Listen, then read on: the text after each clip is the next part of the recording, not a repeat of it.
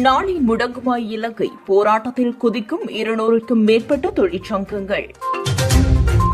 அரசு ஊழியர்களுக்கு சம்பள அதிகரிப்பு இல்லை, ஜனாதிபதி உறுதி. சம்பள அதிகரிப்பினால் மக்களின் வரிச்சுமை உயரும், அமைச்சர் பந்துல எச்சரிக்கை. நாட்டை முன்னோக்கி கொண்டு செல்லும் தலைவருக்கே மக்கள் ஆதரவு வழங்க வேண்டும், மகிந்த தெரிவிப்பு. கட்டுநாயக்க விமான நிலையத்தில் அதிரடியாக கைது செய்யப்பட்ட யாழ் இளைஞன்.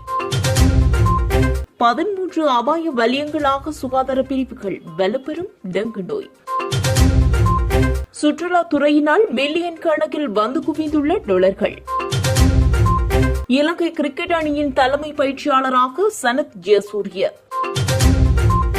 நாடளாவிய ரீதியில் 200க்கும் மேற்பட்ட தொழிற்சங்கங்கள் நாளை திங்கட்கிழமை மற்றும் செவ்வாய்க்கிழமை ஆகிய 2 தினங்களில் சுகையின விடுமுறையை அறிவித்து தொழிற்சங்க நடவடிக்கையில் ஈடுபட உள்ளதாக அறிவித்துள்ளன. அதன்படி கிராம உத்தியோகத்தர்கள், நில அளவியாளர்கள், ஆசிரியர்கள் மற்றும் அதிபர்கள் உள்ளிட்ட அரசு துறையில் உள்ள 200க்கும் மேற்பட்ட தொழிற்சங்கங்கள் இந்த தொழிற்சங்க நடவடிக்கையில் ஈடுபட உள்ளதாக அறிவித்துள்ளனர். ஆனால் அகில இலங்கை தாதியர் சங்கம் இந்த வேலை நிறுத்தத்தில் கலந்து கொள்ளப் போவதில்லை என அறிவித்துள்ளது. இந்த வேலை நிறுத்த போராட்டத்தினால் நோய்வாய்ப்பட்ட மக்கள் அசௌகரியங்களை எதிர்கொள்வதாக சங்கத்தின் செயலாளர் SP மெதிவத்த தெரிவித்துள்ளமை குறிப்பிடத்தக்கது. வட்வரியை உயர்த்தி அரசு ஊழியர்களின் சம்பளத்தை உயர்த்தியிருந்த நிலையில் இந்த ஆண்டு மீண்டும் அவர்களுக்கு சம்பள உயர்வை வழங்க முடியாது.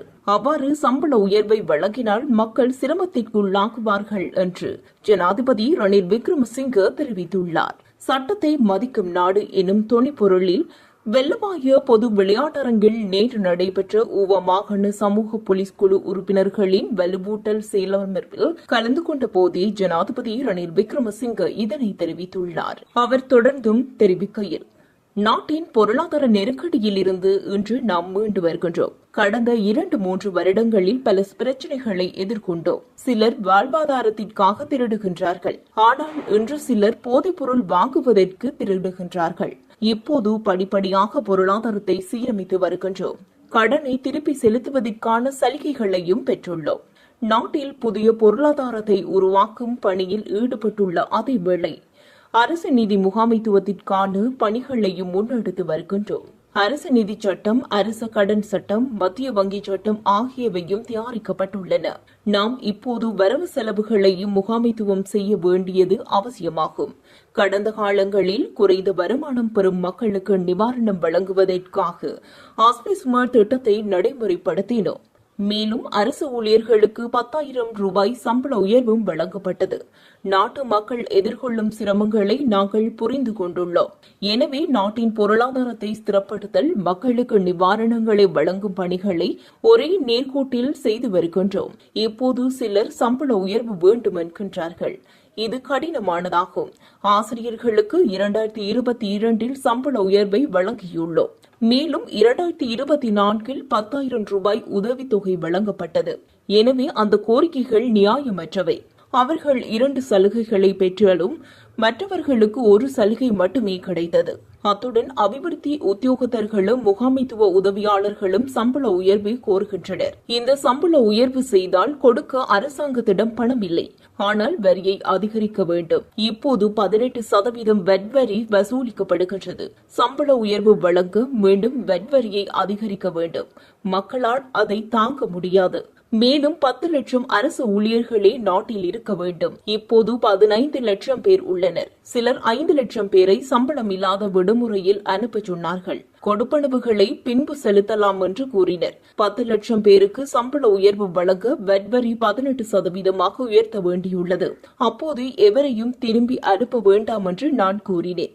வட் வரியை உயர்த்தி அரசு ஊழியர்களின் சம்பளத்தை உயர்த்தியிருந்த நிலையில் இந்த ஆண்டு மீண்டும் அவர்களுக்கு சம்பள உயர்வை வழங்க முடியாது. அவ்வாறு சம்பள உயர்வு வழங்கினால் மக்கள் சிரமத்திற்கு உள்ளாகுவார்கள். இந்த மாதத்தின் மத்தியில் இருந்து தேர்தலுக்கு தயாராக வேண்டும். ஆனால் அடுத்த வருடம் முதல் சம்பள திருத்தங்கள் குறித்து ஆராய்வதற்கான குழு ஒன்று நியமிக்கப்பட்டுள்ளது. 2025ஆம் ஆண்டு வரவு செலவு திட்டத்தில் அதற்கு தேவையான நிதியை ஒதுக்க நடவடிக்கை எடுத்து வருகின்றோம் என்றும் கூறியுள்ளார். தொடர்ச்சியாக சம்பள அதிகரிப்பினை வழங்குவதன் ஊடாக மக்களின் வரிச்சுமை அதிகரித்து செல்வதாக அமைச்சர் பந்துல குணவர்த்தன தெரிவித்துள்ளார். கொழும்பில் ஊடகங்களுக்கு கருத்து தெரிவிக்கும் போதே அவர் இவ்வாறு குறிப்பிட்டுள்ளார். இந்த விடயம் தொடர்பாக அவர் மேலும் தெரிவிக்கையில், சம்பள அதிகரிக்க மேற்கொள்ள முடியுமானால் நிச்சயமாக நாம் பெற்றுக் கொடுப்போம். மக்களின் வரி பணத்திலேயே சம்பளம் வழங்கப்படுகின்றது. தொடர்ச்சியாக சம்பள அதிகரிப்பினை வழங்குவதன் ஊடாக மக்களின் வரிச்சுமை அதிகரித்து செல்கின்றது.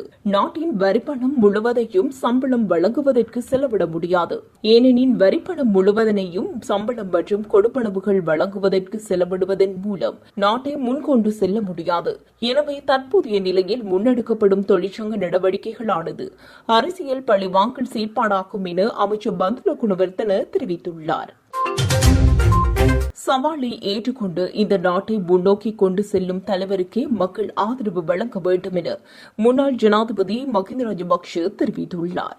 ஸ்ரீலங்கா பொதுஜன பெரமுனவின் தேசிய ஒருங்கிணைப்பாளர் ரோஹித அபேகுணவர்தனவின் அரசியல் வாழ்வின் 27வது ஆண்டு பூர்த்தியை முன்னிட்டு களுத்துறையில் நேற்று நடைபெற்ற விசேட நிகழ்வின் போதே அவர் இதனை தெரிவித்துள்ளார்.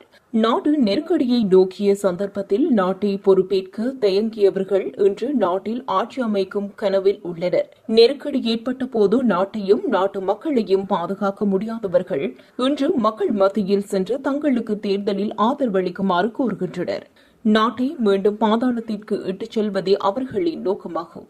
எனவே சவாலை ஏற்றுக்கொண்டு இந்த நாட்டை நோக்கி கொண்டு செல்லும் தலைவருக்கே மக்கள் ஆதரவு வழங்க வேண்டும் என வலியுறுத்தியுள்ளார்.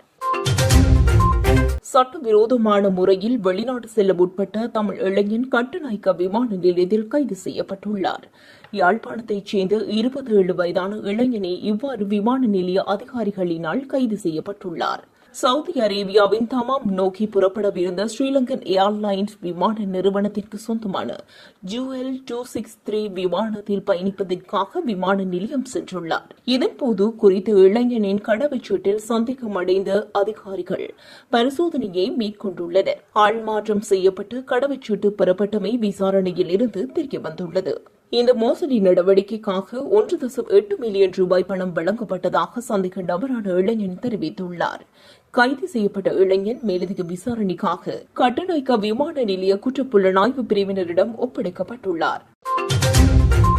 நிலவும் மழையுடனான காலநிலை காரணமாக டெங்கு நோயாளர்களின் எண்ணிக்கை அதிகரிக்கக்கூடும் என தேசிய டெங்கு கட்டுப்பாட்டு பிரிவு தெரிவித்துள்ளது. நாட்டின் இந்த வருடத்தின் இதுவரையான காலப்பகுதியில் 27,755 டெங்கு நோயாளர்கள் அடையாளம் காணப்பட்டுள்ளனர். அத்துடன் டெங்கு நோயினால் 10 இறப்புகள் பதிவாகியுள்ளன.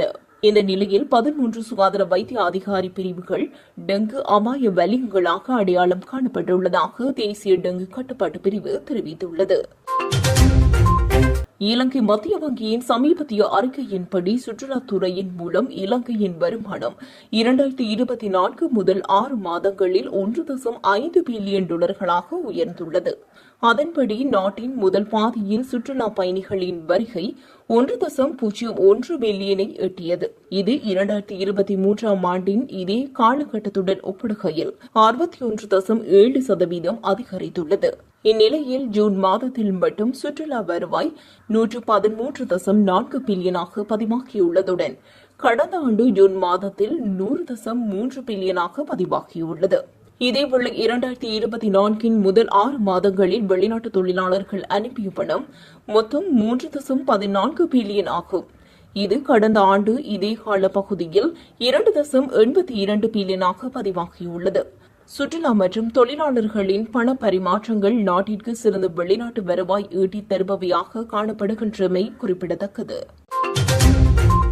இலங்கை கிரிக்கெட் அணியின் தலைமை பயிற்சியாளராக சனத் ஜெயசூரிய தற்காலிகமாக நியமிக்கப்பட்டுள்ளார். தலைமை பயிற்சியாளராக பணியாற்றிய கிறிஸ் சில்வர்வுட்டின் ஒப்பந்த காலம் கடந்த 20 ஓவர் உலகக்கிண்ண கிரிக்கெட் போட்டியுடன் நிறைவடைந்தது. இந்நிலையில் இலங்கை அணியின் முன்னாள் சகலத்துறை வீரர் சனத் ஜெயசூரிய தற்காலிக தலைமை பயிற்சியாளராக நியமிக்கப்பட்டுள்ளதாக ஸ்ரீலங்கா கிரிக்கெட் அறிவித்துள்ளது. நாளை முடங்குமா இலங்கை, போராட்டத்தில் குதிக்கும் 200க்கும் மேற்பட்ட தொழிற்சங்கங்கள். அரசு ஊழியர்களுக்கு சம்பள அதிகரிப்பு இல்லை, ஜனாதிபதி உறுதி. சம்பள அதிகரிப்பினால் மக்களின் வரிச்சுமை உயரும், அமைச்சர் பந்துல எச்சரிக்கை. நாட்டை முன்னோக்கி கொண்டு செல்லும் தலைவருக்கே மக்கள் ஆதரவு வழங்க வேண்டும், மகிந்த தெரிவிப்பு. கட்டுநாயக்க விமான நிலையத்தில் அதிரடியாக கைது செய்யப்பட்ட யாழ் இளைஞன். 13 அபாய வலயங்களாக சுகாதார பிரிவுகள், வலுப்பெறும் டெங்கு நோய். சுற்றுலாத்துறையினால் மில்லியன் கணக்கில் வந்து குவிந்துள்ள டாலர்கள். இலங்கை கிரிக்கெட் அணியின் தலைமை பயிற்சியாளராக சனத் ஜெயசூரிய.